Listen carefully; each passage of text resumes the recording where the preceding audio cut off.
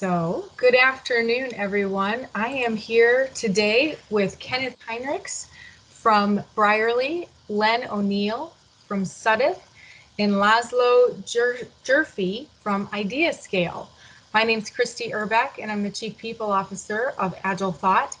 And today we're going to talk about 5 habits of creating a culture of innovation within your organization. And I'm just thrilled to have these gentlemen with me today to talk through this conversation and have them share ideas on how to create 5 habits of a culture of innovation within their organization. Gentlemen, welcome. Thank you. Yeah, our pleasure. So let's start with some interesting information around innovation. I read a book recently called Innovate Like Edison. And in that book, they described that Thomas Edison was actually the first person to create a system for innovation. And I thought that was interesting because many times people don't think about innovation as something that can be systemized. And as we think through 5 habits, I'm curious what you all think about a system of innovation and what would be one of the habits you would expect to see in a system of innovation. Well, this is Len. I could tell you what's important when you try to systematize anything is to make sure it moves into production as quickly as possible. So if you do come up with innovative ideas, new products, or you find new ways to optimize existing processes, how you move those into production as quickly as possible has to be done systematically. And if you can make that easy, the concept we always talk about is to move from friction to flow, even for new ideas, as quickly as possible is the most critical aspect of any idea. You've got to commercialize that as quickly as possible. I love that. I like that too. I was going to say, if you want a systematic process for innovation, it helps to have a system. In my case, we have a crowdsourcing platform that helps reduce some of the friction up front because you can reach everybody and start collecting their ideas, allowing them to collaborate in a transparent way, vote, scale.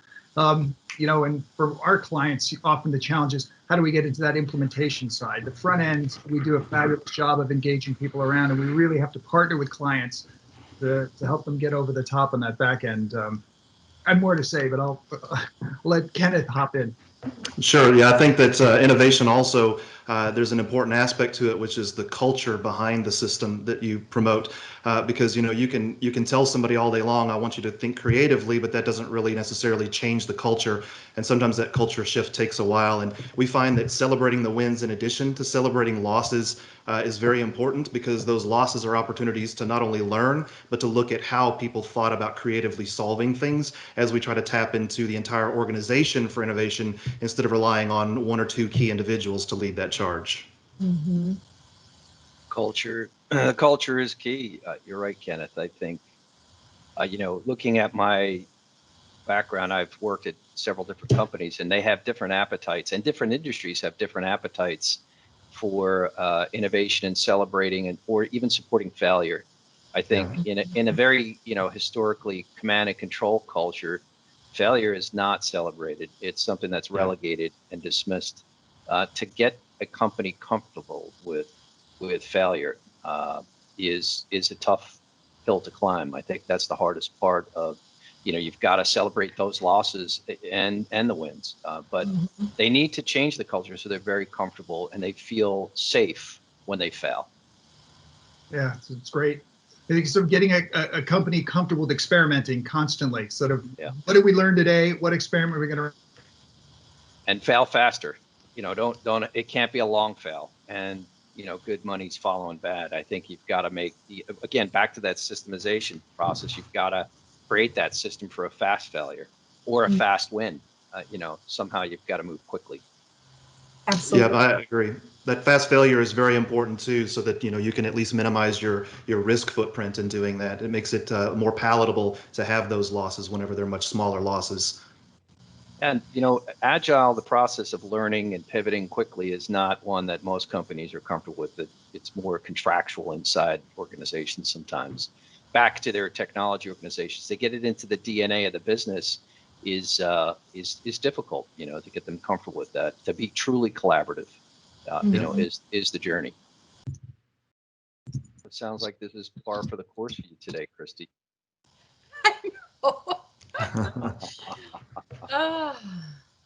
Well, it's you got to have some fun with it. Well, and that's where it has to be okay. Just having the ability to say, it's okay, it's only a day, it's not brain surgery, nobody's dying, and be able to process and keep moving on despite the failure. So I have a quote here from Winston Churchill that says, success is the ability to go from one failure to another with no loss of enthusiasm. And that type of spirit in failing and allowing that to happen within an organization, I think is crucial to higher and higher levels of innovation, adaptability, and agility and change. Yeah, tenacity is key in this, in this endeavor. I think it was my mentor who told me early on. There's two things he values more than anything, and that was initiative and tenacity. Those two together, and you'll go far in your career if you just constantly apply those two. Take the initiative, be tenacious on the delivery, no matter what the setbacks. And this COVID crisis has been absolutely incredible from, the changes we've made in the culture, the learnings we've had. He's back. Here he is. Well, magic. Yeah. Sorry, team. I guess, yeah, it happens with innovation. Hopefully I failed fast enough to not miss too much. We paused the conversation, Laszlo, and I'll repose the question that I had just to somewhat wrap up that segment, and we can move on. Let me see if I can pose it properly. So, gentlemen, what I love about this conversation is just in this small exchange, we've been able to identify at least 3 habits: the productization, this making sure you have a system, and then ensuring that you have a culture that supports innovation, and that ability to fail quickly, to fail in a way that's safe, so that we are learning from that failure, not being punished or demoralized by the failure. Absolutely. Yeah. Another thought that we talked about previously was, Sir Winston Churchill has this quote that says, success is the ability to go from one failure to another with no loss of enthusiasm. And if we could talk for a few minutes about that type of attitude in innovation, and why is that so important? Well, one interesting way it's important is, we have dueling great quotes here. Edgar Schein says, culture is the residue of success. In other words, things that are successful get repeated, get reinforced. So one of the challenges we have in helping our clients or companies innovate is we need to have enough successes that people can point to them and go, that worked, we should do that again. That worked, we should do that again, right? Back to sort of, and I can hear from both these gentlemen, they have built a system inside the organization that allows them to repeatedly have successful innovation, but also to reframe failure or missteps as learning opportunities. So even those get celebrated, and that momentum helps create the basis of a culture change. Mm-hmm. Yeah, I would agree. You need the proof points, right? You've got to build that credibility to gain the trust, to get more latitude, to take more risks. It takes time to to gain that trust of the business, to gain the trust of the CFO, who writes the checks to say, all right, let's take a flyer. But you need a win. You need the wins. I think in any leader that comes into an organization, your credibility is all based on those incremental wins over time, the transparency you show, the enthusiasm you show in spite of the failures you might have. But there is a scorecard, right? You do have to have a win. Find that one fast and continue to build on it. You gain the trust you'll be able to innovate more. I think get the mind share, and you'll get the market share for that. Yeah, and I think that retrospection is a very key aspect to a lot of the failure as well, because, textbook Agile preaches to have a retrospective at the end of each sprint, for example. But, at Brierley, we as a leadership team frequently retrospect on things that are not even technology related. We get through something maybe that was painful or didn't work out the way we had hoped, and we are all already cataloging what ideas can we get together with to talk about in retrospection, because I want to celebrate the things that went right so that we can do those things again. And for the things that went wrong, let's identify those and see if that's something that we can actually set ourselves up for better success in the future or not. Well, it's interesting. I love Interesting that. to do it at the executive level. I've never heard of that before. Yeah, you touched earlier on, a lot of times that the Agile culture is kind of contained in the technology organization.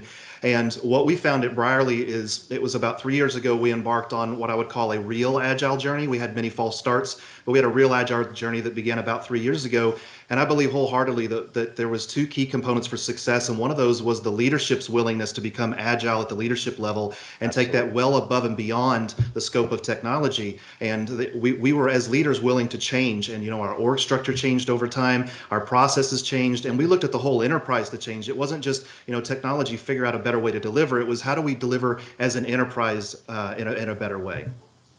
I love that. What powerful role model it is for the kind of culture you want to build if the leaders are inherently curious and humble. I love that they're willing to look at all of those things. And when I go back to the success around the culture building, who determines success most often inside your organization? Of course, externally, your customers will eventually, but most of the time it's your management and your executive leadership. They define what success looks like. And so if they're being the kind of role models you're describing, Ken, that's a tremendous foundation for a culture to succeed with its innovation work. Yes, and another way to promote that fail fast culture too is that we as leaders, myself included, it's not uncommon for me to go to my team and say, listen guys, we tried to solve this problem, we tried to solve it in this way and it didn't work. It actually made things more painful. So we're going to pivot again, and we're not changing for the sake of change, but we tried something and it didn't work out. Let's try something different this time and see if it works out better. I'm curious, Kenneth, is innovation part of your mission statement or value proposition or core values of the company? Is it somewhere in that spectrum? Yes, it is. Yes, we aligned with 6 strategic goals that we had as an enterprise, and that is the goal of every employee in our entire company. Now, everyone has their own different actions and tasks that they have to carry out that vision. But when we have staff meetings, the first thing we do is we bring those goals up on the screen and we run down them. We talk about examples of here's where somebody did this and it supports this goal, and this person did this in support of this goal. And so now that we're all aligned as an enterprise and we're willing to be flexible and agile together, it has just opened the door to endless possibilities for us as we continue to grow.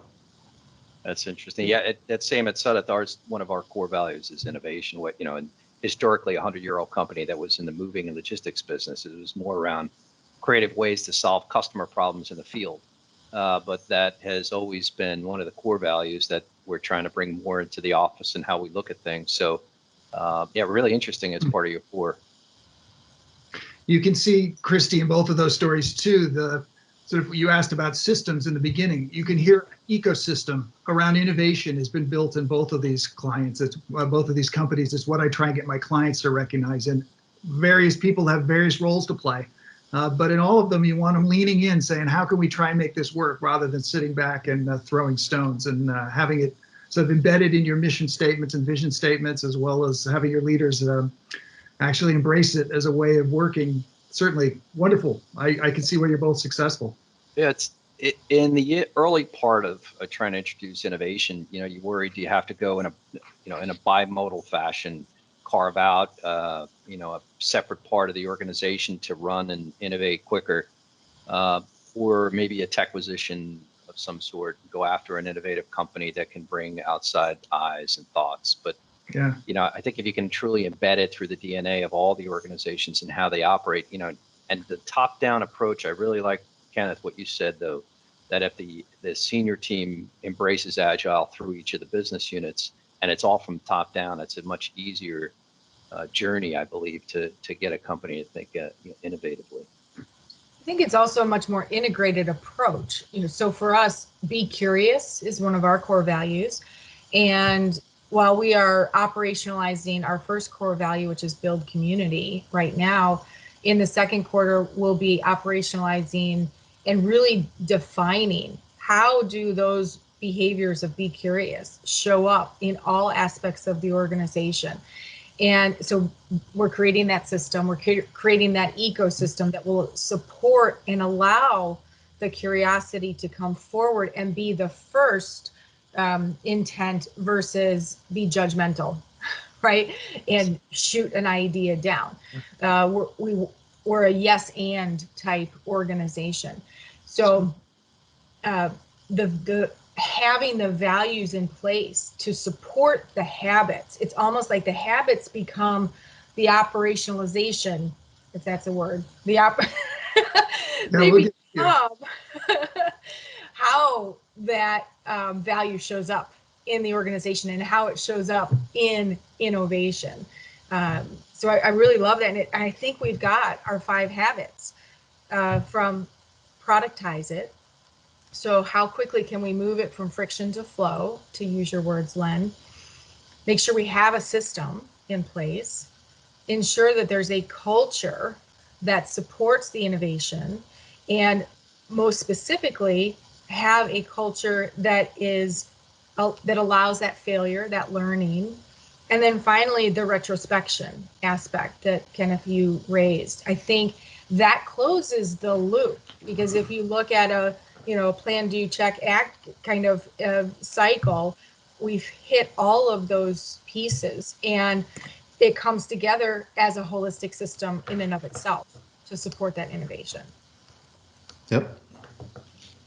Can I add a slightly different flavor of habits? Of course. So it was funny to get invited to this, because I do have a sort of notion of a discipline of innovation and what those 5 habits would be. And I actually love all the ones we've added and embedded here. But this is sort of an approach to how I work with clients to think about the innovation they're working on. And it's simple and straightforward. So think big, start small, learn fast, create value, and repeat often. Not everything needs to be huge, but if you never allow yourself to think boldly, you're never going to come up with those ideas. Start small. You could hear it in Len's description. We don't want big, expensive, slow, cumbersome, right? A small team can figure out very quickly whether the idea has potential or not, and we don't have to overinvest. Learn fast is what we've all been talking about, whether it's failing or not failing. It's getting the answers to those uncertain questions, because innovation's filled with uncertainty, right? Mm-hmm. And the heartbeat for all of this, and what holds it together for me, is the notion of creating value. It's like only valuable ideas get funded, get accepted, gets bought, get implemented, get embraced at some level. So if you can create a due north that everybody heads in the notion of creating value with their innovation efforts, and build sort of practices around that, suddenly every employee can create a value proposition from their initial idea, right? And they can all participate, big or small. And now you have common language, common concepts, common practices. It is in the core of the organization. Anyway, that's just sort of how I'd framed it. Think big, start small, learn fast, create value. And of course, we got to repeat it a lot. We're ever going to sort of get lots of trial and error and not miss opportunities. Of course, we fail more, right? You have to set that one up as well. Right. And Laszlo, when you have that conversation with companies, how long does it take typically to get that embedded into the culture, and to first learn that and then be comfortable with it, and then to know, these things take years, sometimes many years, to change the culture of an organization? It's a great question. I do think it's often a multi-year event, and some of it depends on how ambitious the leadership team is. For sure. And be aggressive and try many things early on, we can sort of get there faster. I will say it's one of the reasons I joined IdeaScale, because having a crowdsourcing platform allows me actually to touch thousands of employees, or potentially the whole employee base gets invited in. And to your point, we often start with some quick wins. What are incremental improvements so people can see that it works? And then I try and elevate the game to have them thinking a little more disruptively and breakthrough. But that's usually the second sort of wave. So you're right, it can take years. Hopefully we have some early successes that build along that, improve the concept. But to get it actually into the fabric and get enough people participating, even if I invite the whole organization, I still get 20% the first time through, right? and then we got to. They see and they talk to their friends, and how was that? What was it like? And I got my idea realized. I got badges and rewards, and whatever the sort of how playful the organization is around it, or how serious they're taking it. Yeah, that's interesting. It's a challenge, I think, for some industries that have historically, never really been significant investors in innovation, significant investors in technology. How do you accelerate that comfort level in the culture, with the culture that sees technology more as a cost center instead of a growth engine?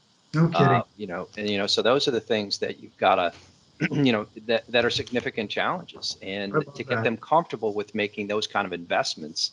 I think it's important to get that win early, but it's also important to continue to, to articulate that the business benefits of these investments, and hopefully over time you'll get that culture to whether folks kind of move on or move up. It's the preference, right? And you try to just stay consistent, tip of the spear, push, and eventually, I think you'll get the mind share. Well, you raised a great question around the challenge it is for new or chief technology officers, chief innovation officers. They hadn't thought of themselves as leaders before. They were the guys who made sure Microsoft Teams worked well, right? They hadn't thought of themselves as sort of the linchpin to the digital revolution that's going on, right? And now suddenly they're having to get out in front and carve out new territories in markets, or through operations, or through their value chain. It's a different role for many of them who are happy being a bit nerdy. And now you got to be a leader as well. It's a big ask. Well, there's a big difference between just running the business and keeping those lights on, and the networks and data center side of IT and that side of the business, and driving change. I think you've got to be able to do both today as a C-level leader. I think it's critically important to be able to influence, to broaden your sphere of influence in order to drive that culture change. Yeah. So I'm curious to ask, I'm hearing so much and prior to me being the chief people officer at AgileThought, I was a principal transformation consultant.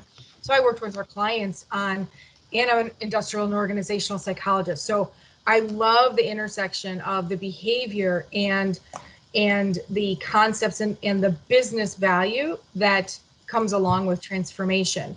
And many of our clients have moved from agility being within the technology arena into agility being in basically the boardroom. How did you all bring agility at the business level into your organization? What types of tools or books or learnings did you all experience or bring to the table to get your business leaders to understand how important business agility is for the enterprise, not just for your technology space? And for us, that was a really big hurdle to get across. And the way that we started is we had a combination of veteran leaders at the company with some new people and new perspectives from the outside who sort of joined forces across the enterprise. And so you had a really good combination of those with history of the company and those with an understanding of better ways to do things. And no one person thought that they had the right solution. Everyone knew that they had solutions to problems, and they were willing to partner together to understand what is the problem unique to Brierley and how do we solve those together. And in the beginning, it largely started as technology agreeing, we're going to clean up our side of the street first. We're going to get our house in order and allow that influence to sort of happen organically. And a lot of the growth and agility that we achieved across the enterprise was because we were willing to change and we were willing to do things. And through our successes, there was an appetite for that to become a lot more grand across the enterprise. For Suddath, we had some fits and starts with Agile. I think it really happens within the technology organization, that concept of sprints and retrospectives and all the ceremonies that accompany Agile. I think it's taken a while to get the narrative, to get the vernacular, to get the business to understand the difference between the way it used to be, where it was through contract, they throw requirements over the wall and we code to the best of our abilities. But it specifically at my company right now, they're not great at writing the requirements in great detail and articulating exactly everything to the nth degree, from requirements, and we're not tagging those. They know what good looks like when they see it. And so the quicker we can get working software in front of them, the quicker they'll say they like it or they don't like it. It's big projects or a crisis, something like that's what's going to give us the impetus to be able to take this on a much larger scale. And so for us, it's been a lot of that. With a big contract that we're trying to win, where that we've got to move, mountains to handle the volumes that could potentially come our way. And the only way you can tackle that is by having a great customer experience and to be able to execute those massive volumes. So I'm going to need the business commitment on this. They know they can't operate without solid, strong, scalable technologies. So when you go in there and you see projects that have worked well, we didn't have a lot of commitment from the business. We had great involvement. The analogy I've always used is, they're on the sidelines cheering us on, and that's great. But what I need and what we continue to challenge them to do is I want to take their A players out of the stands and put them on the field with us in skill positions so that that's truly committed to these programs and projects of innovation.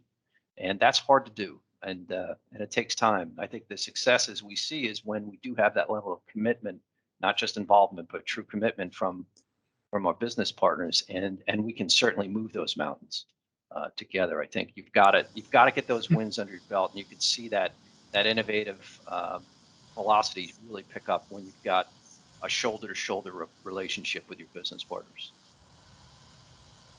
That's great insight, Len. Nothing but trouble here. Sorry, team. It's okay.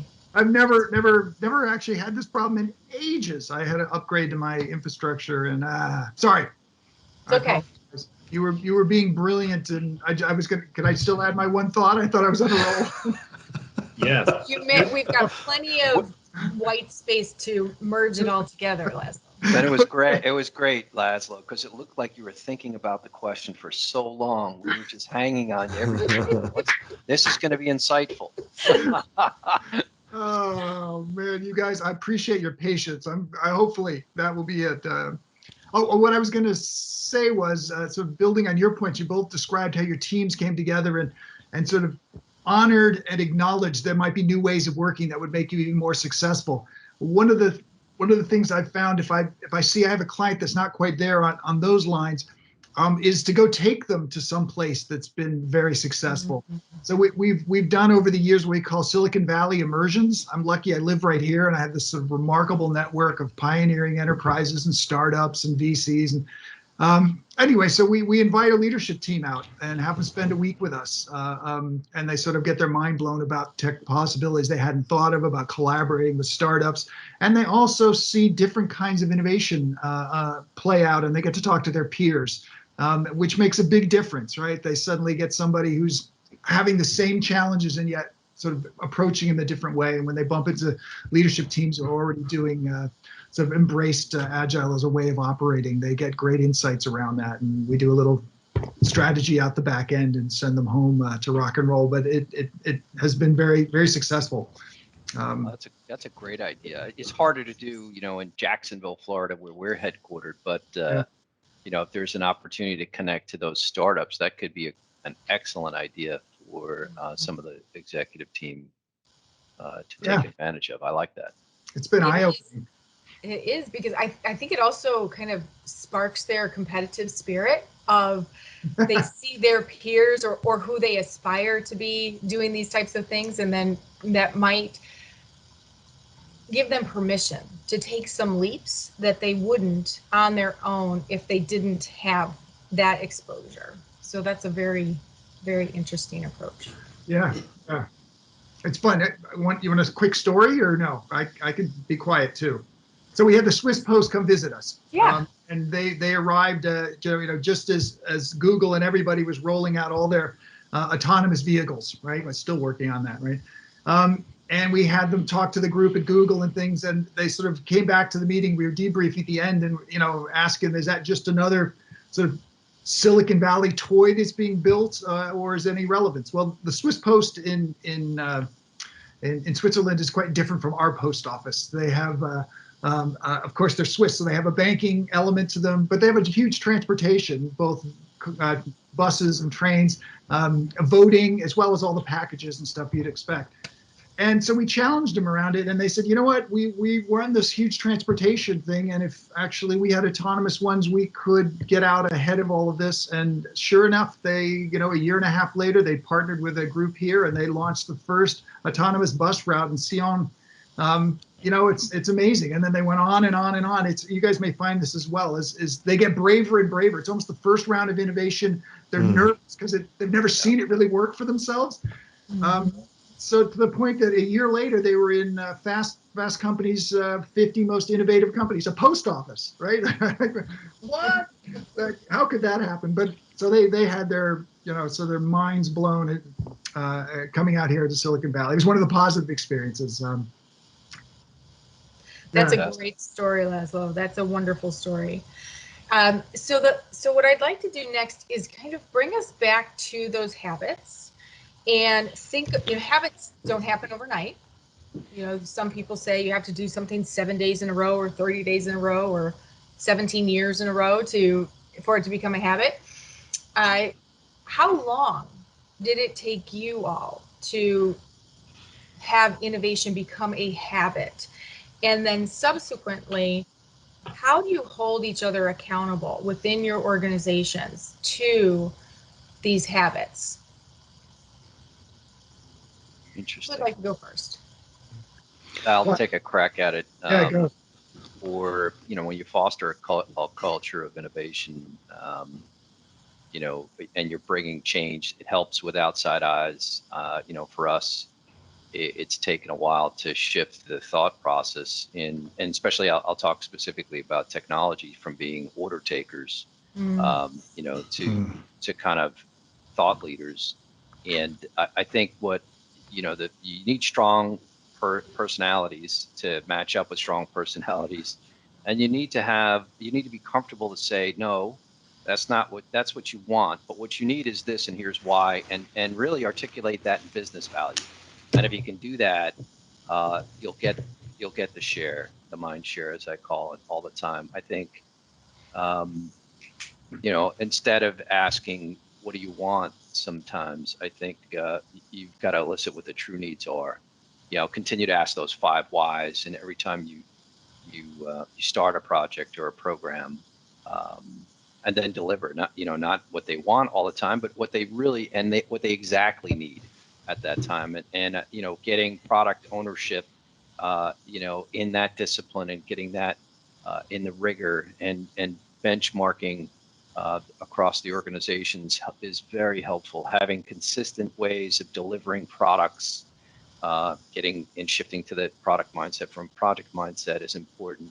To benchmark, make sure there's consistent artifacts, activities, delivery, predictability. I think that gets you the credibility and in turn, you know, more of that innovative thought process, and you're systemizing basically that whole approach of innovation. It takes a journey. You know, sometimes a crisis like this that we're having with COVID right now might even give you, you know, this change enablement. We're all having to figure out how to work differently. Who would have thought? Many of our leaders in the organization never thought you would be able to work from home. We have to see these folks line of sight. I need to make sure that they're here, command and control. We need paper. We need wet signatures on a lot of our artifacts that we have. Well, you know, we've actually worked. We don't. I think we've learned. And so now, because of that change enablement mindset is open, they've had to learn to work differently. Now's the right time for us to use this crisis to drive a new thought process as well. And so let's use it, you know, use this crisis to drive this culture shift to innovation, to agile, you know, and try to accelerate that journey and keep that momentum. Thanks, Len. Yeah. Yeah, I think the influence of innovation is something that also grows over time. It's another very important dimension to where I think early on in our journey, we started building habits of people being innovative to make themselves better and to be more efficient at what they were doing. Then they started having a little more influence across their team, and it became more of a team dynamic. And that's about where we're at right now. And we're starting to see pockets of that innovation lifting above the team. And so, I suspect next on our journey is teams challenging each other to be innovative across teams, right? And then it starts to permeate the organization. And that's when you start to really see the value as an enterprise, because now as an enterprise, you're innovating. It starts very low at the very bottom. And I think that's how culture grows organically. And when I look back 3 years ago at where we were as Brierley and where we are today, while we still have a long way to go on our journey, we've made a lot of change. And so I'm very excited to see what it's going to look like in 3 more years, to see how much further beyond we are and how much bigger every individual sphere of influence becomes. Because now, instead of somebody just making their job or maybe their teammates' life better, if we have tons of people that are making the enterprise better, I think that's really the ultimate goal. And we also drive a lot of that culture we're driving through just asking questions instead of telling people. You touched on it many times, and I believe firmly the command and control days, those are gone, especially in technology industries. Instead of telling people, do it this way, it's here's the problem we're trying to solve, and I need you to help us solve it. So explaining the why, and then asking questions. When someone says, I need some help solving a problem, instead of giving them the answer, asking questions to help them get their mind to come around to it. That's what starts to ingrain that thought process into people, so that instead of looking for the tried and true answers or looking for somebody else to do it for them, they're starting to learn how to think about things on their own. And that's how you can inspire it from the ground up. I love that. I must say, I've been fooled a few times in my consulting career where I thought we had culture change, and then leadership left. I'd get phone calls from people 6 months later going, oh, this is painful. I loved how we used to be able to generate these ideas together and work on these initiatives quick and frictionlessly. And now we're having to do it another way, right? Sometimes if the change is big enough, then leaders sort of get invited in to say, hey, this is a collaborative institution like both of yours, your expectation now, and we're hiring you because of we want you to fit and continue this. But anyway, I'm just saying sometimes it's fragile. It looks like we've got past the early adopters and we're into the majority, and they're teaching each other how to do the tools, and a new leader comes in and actually deliberately almost undoes it. Like they want to have their stamp on how the organization is going to run. At the cost of the momentum that's been built. But yeah, so you guys are nice that you've had this run and this journey is still headed down the right path. Your personality-led, anecdote there is critically important. You can't have personality-led. Inside my organization, I can't have developers, leading based on personality or selection of tools where like, I think we should do this. I'll have 10 of everything and no standardization, no fungibility, no reusability, none of those things. So you you explain the why. These reference architectures are important. These frameworks, or at least they're important.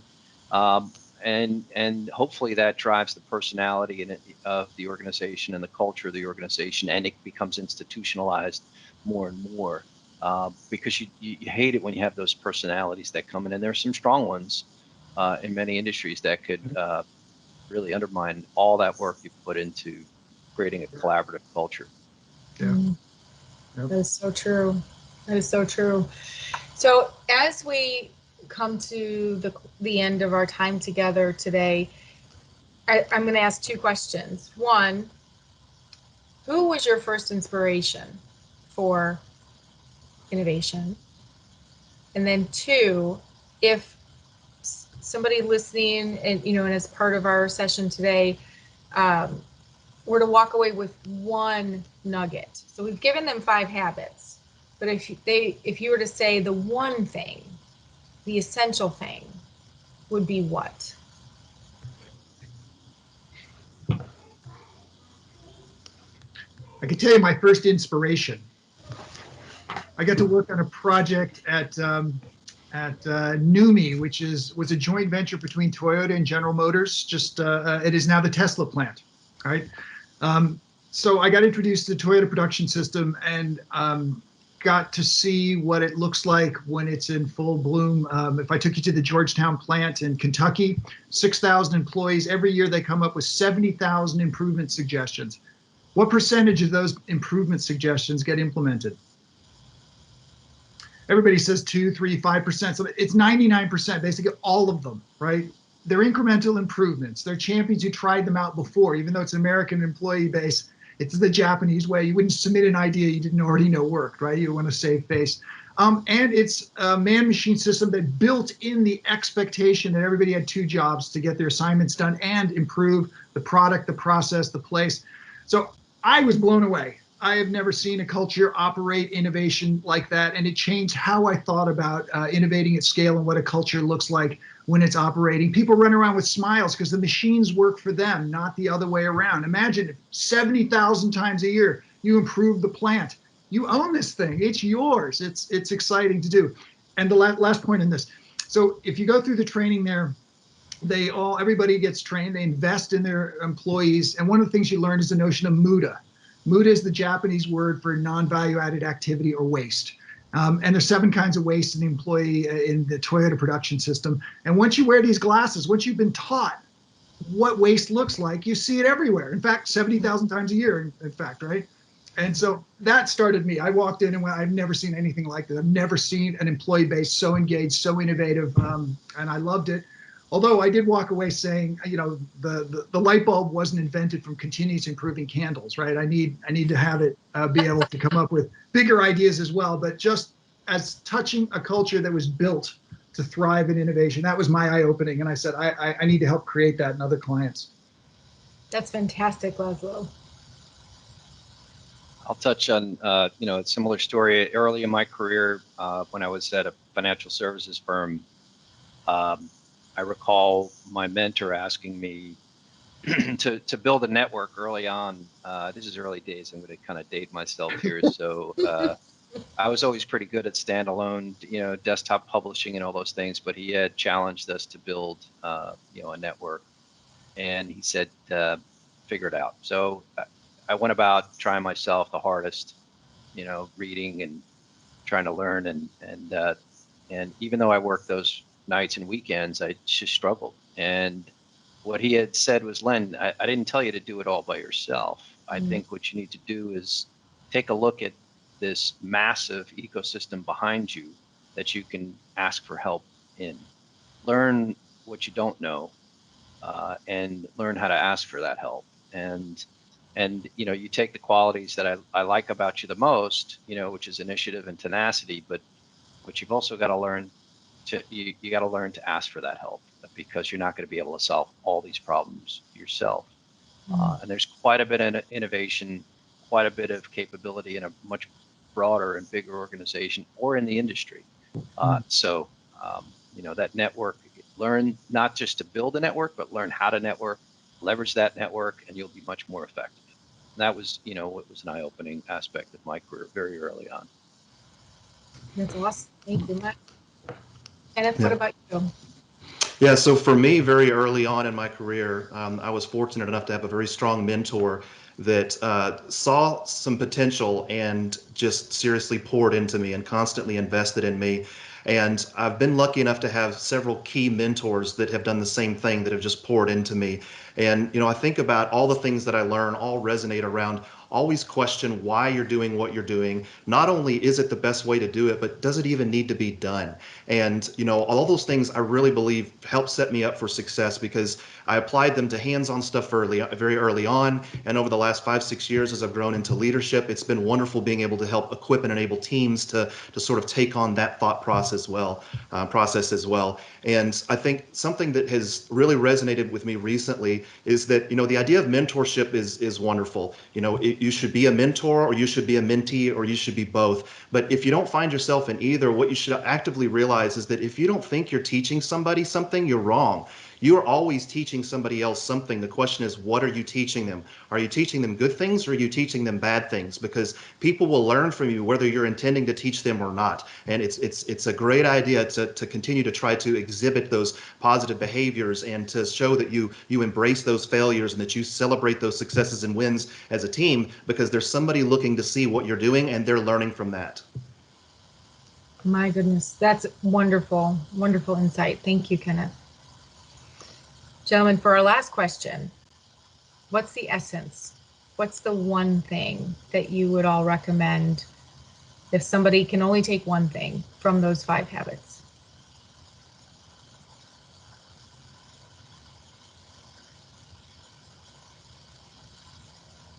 All right, I'm gonna cheat already.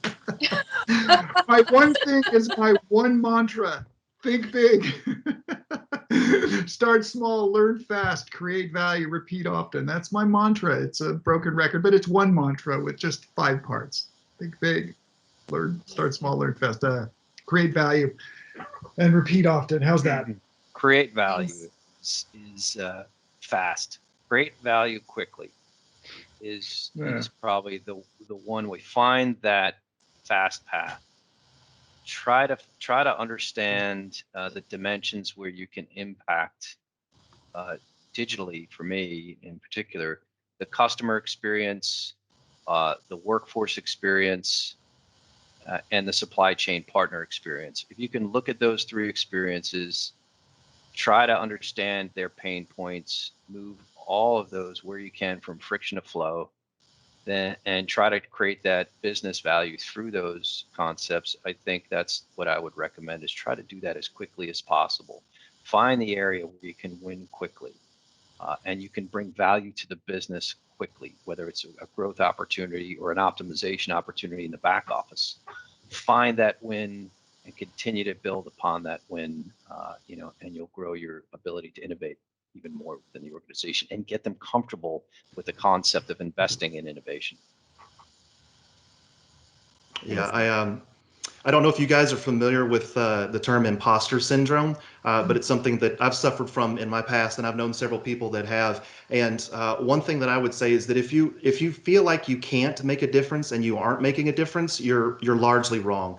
And if the reality is you can't make a difference where you're at, then maybe you're in the wrong environment. Everybody can. And if you think you're unable to, you may be looking at yourself through the wrong lens. And as I touched on earlier with innovation and the habits of innovation sort of growing exponentially, you can't change the organization by yourself necessarily unless you've at least learned how to change yourself. And if you're not willing to change what you're doing and adapt to make things better for yourself, then you're probably not going to be able to add value at that level across a team, and then you're certainly not going to be able to add value across an enterprise. So start with yourself and make sure that you're willing to learn and adapt and change what you're doing for the better. Always ask yourself, am I doing the right thing? And does this problem even need to be solved? And from there, your influence will just start to grow as you grow in your career. What a wonderful way to end our segment today, Kenneth. Thank you all so much. And I'll look forward to turning this over to our Q&A session. And again, thank you, gentlemen, for your time today. And I look forward to the next time we can come together and talk about an important topic like today's. Thank you. Thank you, Christy. Welcome. It's been great. Thank you, guys. Nice to meet you all. You as well.